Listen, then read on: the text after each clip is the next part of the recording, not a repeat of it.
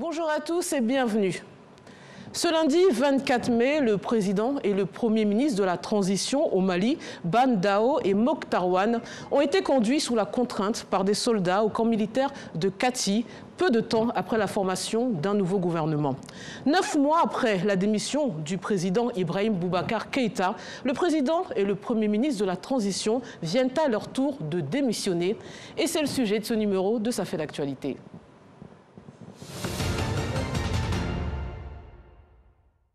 Ensuite, je vous propose de suivre les explications d'Alexis Ouedraogo. Tout commence en début de semaine au Mali. Le président et son premier ministre de transition sont arrêtés par des militaires. Un coup de force, 9 mois après le putsch vivement condamné par la communauté internationale. Nous avons condamné avec la plus grande fermeté, en lien avec l'Union africaine et la CEDEAO, l'arrestation du président de la transition, de son Premier ministre et de leurs collaborateurs. Ce qui a été conduit par à nouveau les militaires putschistes est un coup d'État dans le coup d'État inacceptable qui appelle notre condamnation immédiate. Après avoir passé la nuit dans le camp militaire de Kati, le président Ban Dao et son premier ministre sont déchargés de leurs prérogatives. Le colonel Assimi Goïta les accuse d'avoir enfreint la charte de la transition. C'est le 12 septembre dernier que le chef de la junte militaire adopte une charte de transition. Dans le détail, elle indique que le chef de l'État par intérim peut être un civil ou un militaire et fixe à 18 mois la durée de la transition qui devrait être suivi d'élections. Dans la foulée, Ban Dao, retraité de l'armée, devient président pour une période de 18 mois. Il nomme un gouvernement de 25 membres dans lequel les militaires obtiennent les postes clés. Mokhtar Wane, un diplomate de carrière, est nommé lui Premier ministre, un acte salué alors par la CEDEAO. Le 15 avril, le calendrier électoral est dévoilé. Les premiers tours de la présidentielle et des législatives sont fixés au 27 février 2022. Un double scrutin inscrit dans le cadre du strict respect de la transition. Mais voilà, contre toute attente, le 24 mai, quelques heures après avoir formé un nouveau gouvernement, le président Ban Dao et son premier ministre sont arrêtés, accusés de tentative de sabotage. Le médiateur de la CEDEAO, Goodluck Jonathan, est arrivé à Bamako pour tenter de débloquer la situation. Aussitôt arrivé, les discussions sont entamées entre lui et les représentants de la junte. En plus des entretiens avec les organisations de la société civile, des représentants des chancelleries, une visite au président Ban Dao est prévue. Toujours détenu à Kati, sa volonté de rester ou d'abandonner le pouvoir devrait déterminer la suite des discussions pour une sortie de crise. Le Conseil de sécurité des Nations Unies doit se réunir ce mercredi dans la soirée. Ce mercredi 26 mai, le président de la transition, Ban Dao, a remis sa démission, ainsi que celle de son premier ministre, Mokhtar Wane, à celui qui était jusque-là son vice-président, Assimi Goïta. Le gouvernement, dont la composition avait été dévoilée le 24 mai, quelques heures avant le coup de force des militaires, est quant à lui dissous. Les négociations sont en cours pour la libération de Ban Dao et Mokhtar Wane, ainsi que la formation d'un nouveau gouvernement. Cette annonce vient confirmer la reprise en main de l'exécutif par le chef de la junte qui a mené le coup d'État contre Ibrahim Boubacar Keïta le 18 août dernier. Le colonel Assimi Goïta devient-il de fait le nouveau président de la transition? Qui est-il et pour quelles raisons le Mali traverse une énième crise politique? On en parle avec le journaliste Valentin Bougagne. Bonjour et bienvenue. Bonjour Fatim. Et le politologue Dr William Aglonon. Bonjour et bienvenue. Bonjour Fatim. Alors messieurs, c'est au camp militaire de Kati que le président élu IBK, Ibrahim Boubacar Keïta, avait été conduit de force le 18 août 2020 par des colonels putschistes pour annoncer sa démission. Est-ce que l'histoire se répète et très clairement assiste-t-on à un coup d'État? Oui, on peut dire au vu du dernier épisode en date de la crise malienne que le Mali est plus que jamais le pays de l'éternel recommencement. C'est un remake pratiquement de ce qui s'est passé 9 mois plus tôt. On s'en souvient, alors qu'on parlait de coup d'État, eh bien, on a vu un chef d'État venir volontairement présenter sa démission et souhaiter tout le bien que l'on puisse dire pour le Mali. Eh bien, 9 mois plus tard, c'est encore une situation assez ubuesque où le président est d'abord mené de force dans le fameux camp de Kati et là, et il démissionne également comme IBK 9 mois plus tôt. Donc on peut dire que c'est pratiquement l'histoire qui bégaye au Mali. Et cela dit, ça c'est pour la forme. Mais en réalité, le coup de force qui vient de s'opérer montre bien que depuis le départ, eh bien, il y avait un quiproquo au sein de cette transition et qu'en réalité, le président de la transition n'était le président que de nom et que le vrai président, c'était bien Assimi Goïta qui vient évidemment de reprendre les choses en main. Dont on va parler ultérieurement. Alors, certains parlent de coup de force. Ne jouons pas sur le mot. Est-ce un coup d'État ou est-ce un coup de force? Alors, je pense qu'il y a eu 2 tentatives de coup d'État, dont l'une a prospéré. 2 tentatives de coup d'État parce que il faut noter que le remaniement ministériel, enfin, le nouveau gouvernement qui a été formé, est aussi une tentative de coup d'État de la part du pouvoir qui est en place, c'est-à-dire le pouvoir de Bandao, parce que l'objectif c'était un tout petit peu de reprendre la main sur l'exécutif en écartant les hommes forts du colonel Assimi Goïta. Donc, ayant senti qu'en face, on est en train de vouloir lui faire un coup d'État, il devance les événements et puis lui, pour le coup, fait un véritable coup d'État assumé. Donc vous pensez que c'est en réaction à cette nomination de nouvelle nomination du gouvernement, sachant que dès son annonce, quelques heures après, le président et le Premier ministre ont été donc conduits à Kati. Messieurs, est-ce la véritable cause de ce renversement? Et surtout, la question qu'on a envie de vous poser, c'est comment comprendre qu'un gouvernement illégitime et illégal, à la base, puisse se prévaloir du non-respect des textes, puisque c'est ce qu'il reproche au président de la transition, de ne pas avoir respecté la charte. Est-ce crédible? Oui, disons, il faut voir le problème à 2 niveaux. C'est que c'est certainement un gouvernement illégitime parce qu'il n'est pas issu de la volonté populaire exprimée à travers les urnes. Mais c'est un gouvernement illégitime à la base qui a été adopté, installé, consacré par la communauté internationale. Parce qu'aujourd'hui, ce sont les interlocuteurs de l'État malien. Ils sont considérés comme tels. Alors qu'à la base, eh bien, ils ne procédaient d'aucune élection. Donc il y a déjà ce quiproquo à la base, au tout début, il y a déjà cette volonté de vouloir, en fait, pas une volonté, mais en réalité, cette consécration d'un état de fait. Un état de fait qui est devenu aujourd'hui un état de droit. Il y a déjà ce volet-là. Le second volet, eh bien, c'est que ce qui s'est passé, en réalité, c'est une tentative d'émancipation du pouvoir en place, en fait, des autorités qui ont été désignées et cooptées par la communauté internationale, y compris son bras local qu'est la CEDEAO. C'est-à-dire qu'on a acté donc, M. Bandao comme président de la transition, avec un Premier ministre et tout ça, mais en réalité, le pouvoir était détenu par d'autres, par ceux qui ont fomenté le coup d'État, dont le colonel Assimi Goïta, qui faisait office de vice-président, de fait, mais de président en réalité. Vous comprenez? Donc, en réalité, c'est quelque chose, c'est une sorte d'hypocrisie qui éclate et on fait semblant de croire qu'il y a eu un coup de force, alors qu'en réalité, le monsieur a récupéré le pouvoir qu'il a toujours détenu officieusement. Mais c'est quoi? C'est une confrontation finalement entre les civils et les militaires qui ne dit pas son nom au sein de ce gouvernement. Pour revenir sur vos propos, docteur Agblounon, est-ce que finalement le président de la transition ne craignait-il pas une militarisation du pouvoir en évitant de donner des postes clés à des gens qui se sont fait remarquer lors de la précédente interruption constitutionnelle? Je pense que la stratégie est toute simple, elle est claire, c'est du diviser pour régner. Parce qu'au fond, on parle d'acteurs, mais qui à la base sont tous des militaires, que ce soit le président Bandao, que ce soit... À la retraite. C'est des militaires, qu'ils soient à la retraite ou pas, ils restent des militaires. Donc, c'est que des acteurs qui sont des militaires qui se connaissent très bien. Et je pense aussi que, quel que soit, on peut discuter sur la légitimité du pouvoir, qu'est-ce qui crée, au fond, la légitimité originelle de ce conseil de transition, etc. On ne sait pas trop. Mais ce qui est sûr, les acteurs se sont engagés sur un certain nombre de principes. Et nous avons un vice-président qui a été écarté, ou du moins ce qui semblerait-il a été écarté dans les négociations pour la formation du nouveau gouvernement. alors qu'on sait qu'il est la base de ce nouveau régime, quoi qu'on dise, puisque c'est l'homme fort du 18 août, c'est celui qui a conduit le coup d'État, qui a appelé à mettre en place le régime.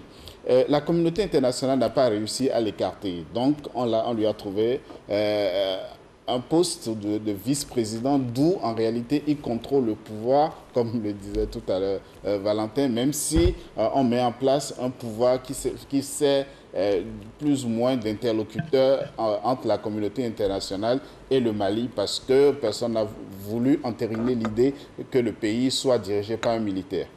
Donc, je pense qu'il y a eu des accords. Il y a quoi qu'on dise, il y a des accords, même si on peut douter de la légitimité de ce régime. Il y a eu un certain nombre de principes sur lesquels la transition a été construite. Mais que le pouvoir en place veuille s'émanciper en écartant ces principes, en formant un gouvernement et puis en sortant du régime, en sortant du gouvernement des gens qui sont considérés comme ayant activement participé au coup d'État et puis en les remplaçant par des généraux, parce qu'il faut bien analyser ce qui se passe. On a enlevé des colonels qui ont participé au coup d'État d'août, et puis on a amené des généraux pour les remplacer. Donc, à vrai dire, il y a une réelle tentative de coup d'État au sein de ce pouvoir, de cette transition, et je crois que du moins la réaction d'Assimi Goïta a été de prendre le devant des événements. Alors, qui est ce fameux colonel Assimi Goïta qui a réussi à démettre quand même 2 présidents en 9 mois de leurs fonctions? Qui est-il? Qu'est-ce qu'on sait de lui? Bon, déjà, c'est un militaire, c'est un colonel, qui a jusque-là été assez discret, mais qui est très respecté par ses hommes. C'est ce qu'on sait effectivement de lui, qui a aussi quand même, qui a eu au sein de la troupe un caractère assez trempé et un caractère d'homme intègre. C'est cela qui a fait beaucoup plus sa force et qui fait qu'au sein du groupe qui s'empare du pouvoir le 18 août, il émerge directement comme un leader, même si ce n'est pas celui qu'on a vu immédiatement à la télévision après le putsch, mais évidemment, c'était lui qui émergeait comme le leader capable de fédérer et de contenter surtout la population, dont l'une des principales revendications, c'était de faire tomber les corrompus, que le régime était assez corrompu, il y avait plein de scandales financiers et autres, et qu'il fallait mettre de l'ordre. Donc eux, ils se sont dit que ce militaire intègre pourrait être l'homme de la situation. C'est comme ça qu'il arrive au pouvoir. Et bien entendu, lorsqu'il arrive, il faut bien qu'il cimente son pouvoir. Et je m'étonne de constater que des gens pensent que ce monsieur se serait assis tranquillement dans son coin, se laisser déposséder du pouvoir qu'il a acquis par la force, au profit d'autres personnes qui n'étaient pas là. Les Bandao et autres n'étaient pas là. Les Mouktawan, ils n'étaient pas là. Ils sont arrivés par la suite. Alors lorsqu'ils arrivent, au fur et à mesure, ils se disent qu'ils peuvent récupérer ce mouvement. Vous voyez, parce que dès le départ, ce qu'il faut comprendre aussi, c'est que dès le départ, même le Bandao comme Mouktawan n'était pas plébiscité par le peuple.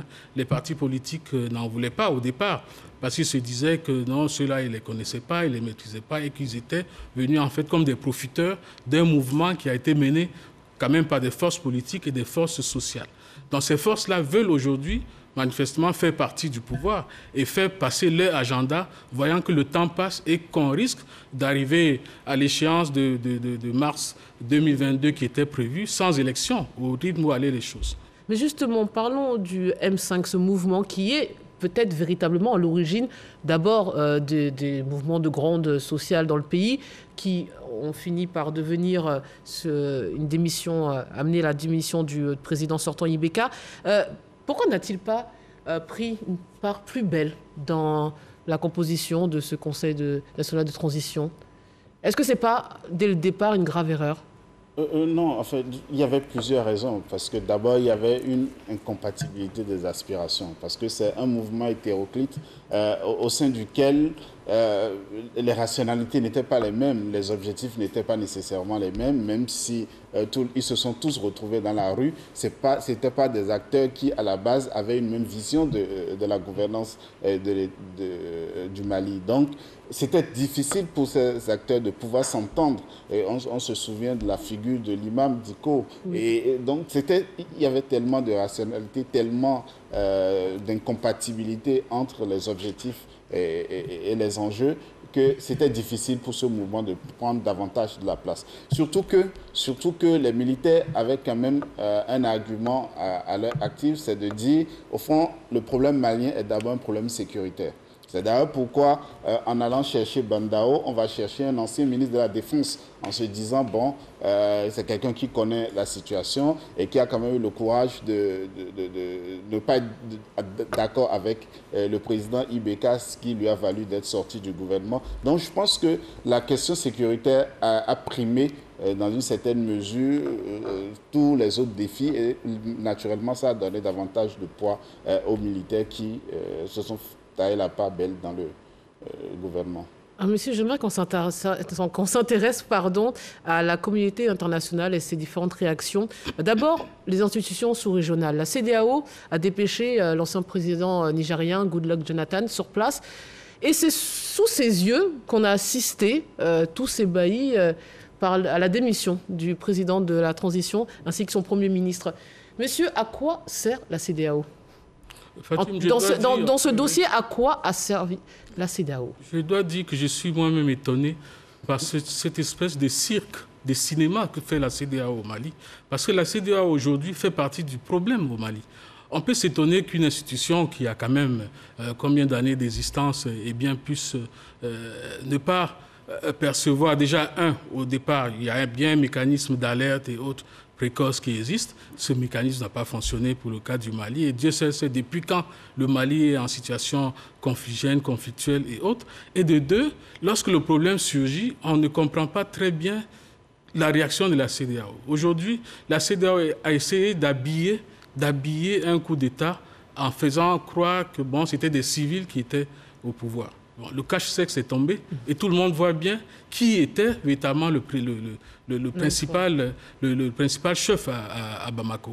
Alors, dans cette espèce d'ambivalence, chercher à faire croire quelque chose qui ne l'est pas, ça dessert totalement la CEDEAO et ça la décrédibilise au point où aujourd'hui, la CEDEAO qui aurait pu intervenir en dernier ressort comme un rempart, comme quelqu'un qui vient imposer une solution, n'est plus en mesure de le faire. C'est-à-dire que déjà, sa panoplie de réactions est très limitée. Ça se limite toujours à « oui, nous condamnons », eh bien, il faut le retour à l'ordre constitutionnel. Rien ne change. Même quand les situations ne sont pas identiques, il faut quand même il faut innover. Et ce sens de l'innovation manque énormément à l'institution sous-régionale et la décrédibilise. Mais en parlant de crédibilité, est-ce que finalement aussi les Maliens ne leur reprochent pas leur réaction lors de la chute d'Ibeka? Ils avaient exigé son retour. Est-ce que là encore, la CEDEAO est dans l'erreur? Oui, et j'ai coutume de dire que les institutions régionales en Afrique sont confrontées à des problèmes dont elles n'ont jamais les solutions. Et c'est malheureux pour la CEDEAO, mais je pense que la CEDEAO n'a pas la solution pour le problème malien. Non, du tout. Et le plus grand drame de ces organisations, c'est d'être poussé à la précipitation par la communauté internationale ou par des États extérieurs au continent qui, pour créer une forme de légitimité, vont s'appuyer sur les organisations régionales et les obligent à se précipiter dans l'action au lieu de prendre du recul pour bien analyser la situation. Et c'est ce qui se passe malheureusement au Mali où la CEDEAO n'a pas le temps de prendre toute la mesure du problème. Et Dieu sait qu'elle ne développe même pas elle-même une solution pour le Mali parce que, elle est obligée de répéter ce qu'on lui ordonne et puis de... Parlons-en franchement de cette communauté internationale. Donc, il y a la mission des Nations Unies au Mali, la communauté des États d'Ouest africains dont on vient de parler, l'Union africaine, la France, les États-Unis, le Royaume-Uni, l'Allemagne et l'Union européenne ont affirmé dans un communiqué commun leur ferme soutien aux autorités de la transition. Ils ont rejeté par avance tout fait accompli, y compris une éventuelle démission forcée des dirigeants arrêtés. Alors ça, c'était hier. Aujourd'hui, le Conseil de sécurité des Nations Unies va se réunir grâce à l'intervention du Niger et de la France. Messieurs, encore une fois, sont-ils audibles ? Et j'aimerais qu'on s'intéresse au précédent tchadien. Est-ce que la situation au Tchad ne rend pas inaudibles les propos des États comme la France actuellement? On a l'impression d'assister à un deux poids, deux mesures. Tout à fait, ça fait sourire par moments parce que selon la situation dans tel pays ou dans tel autre, les solutions changent. Vous voyez, en fait, l'interprétation fait semblant de changer. C'est 2 poids, 2 mesures. On est en face d'un régime illégitime. À gauche, on le légitime. On est en face d'une autre situation illégitime de l'autre côté et on a un autre langage. Cette stratégie du double langage qui caractérise la communauté internationale participe au caractère inaudible de ces actions aujourd'hui. C'est-à-dire qu'on a l'impression que chacun tire un peu de son côté, chacun a son agenda. La France est sur place, il y a Barkhane qui est en place avec 5000 hommes. Idriss Déby n'est plus là pour pouvoir assurer un peu un autre service à côté de celui des soldats français. Comment faire alors que déjà le Tchad lui-même a des problèmes? Au moment même où la France voulait s'en sortir, voulait quitter les lieux, et bien voilà une situation qui arrive. On ne sait pas trop comment la résoudre. Eh bien, bon, on invoque toutes sortes d'artifices. Aujourd'hui, on crie à la restauration de l'ordre constitutionnel, un ordre constitutionnel qui lui-même n'est constitutionnel qu'entre griffes, parce qu'on sait très bien que c'est une légitimité factice qui était en place à Bamako. Et on s'étonne donc qu'on puisse tenir un langage qui fasse croire que bon, on est en train de descendre un régime qui était un régime démocratique et autres, alors que ce n'est pas le cas. Il faut, dans le cas du Mali, parce que malheureusement, ce sont des vies qui sont en jeu, c'est un éternel recommencement. Ce pays est en train de sombrer et va vers la partition. C'est vers ça qu'on tend aujourd'hui. On va vers la partition du Mali et les gens s'amusent à Bamako avec la complicité de la communauté dite internationale. Un dernier mot sur les conséquences sécuritaires. Oui, enfin, elles seront dramatiques pour le Mali et d'ailleurs pour toute la sous-région parce que ce n'est pas que le Mali. Le Mali aujourd'hui c'est une zone stratégique pour toutes les actions terroristes dans toute la région ouest africaine. Je pense que c'est compliqué, mais en même temps pour la communauté internationale, il faut aussi avouer que la tâche n'est pas aisée. La tâche n'est pas aisée parce que vous avez des principes et puis vous avez la réalité qui défie vos principes. Parce qu'il serait quand même mal perçu aussi que la communauté internationale vienne applaudir un coup d'État. Donc je pense qu'elle a aussi des obligations. Et on a des réalités en face parce que les principes ne peuvent pas toujours effacer les réalités sociales. Au Mali, il y a une réalité qui n'est peut-être jamais envisagée ou qui n'a pas été prise en compte pendant que la communauté internationale établissait ses principes. Donc je pense que devant chaque situation, il faut aussi permettre aux acteurs de prendre le recul nécessaire et de bien approfondir les situations plutôt que de s'enfermer dans des solutions ou dans des principes passe-partout. Des postures, vous pensez? Et qui finalement ne produisent plus d'effet. Bon. Messieurs, il y aurait tant de choses à dire. C'est déjà la fin de cette émission. Merci infiniment de votre participation. Merci à vous de nous avoir suivis. Bonne suite des programmes sur RTI 1.